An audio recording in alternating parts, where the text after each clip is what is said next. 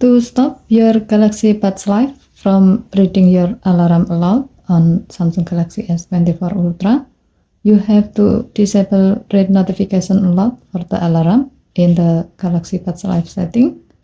To do so, while you are wearing your Galaxy Buds Live, go to the app screen.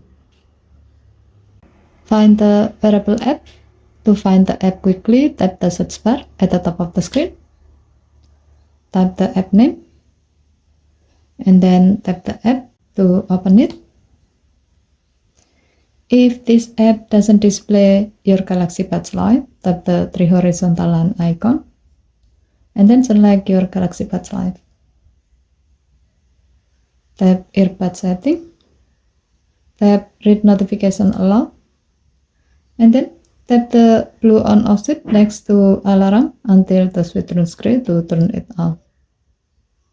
With this setting, when your alarm goes off while you are wearing your Galaxy Buds Live, it will not read the alarm aloud. Okay, thank you for watching.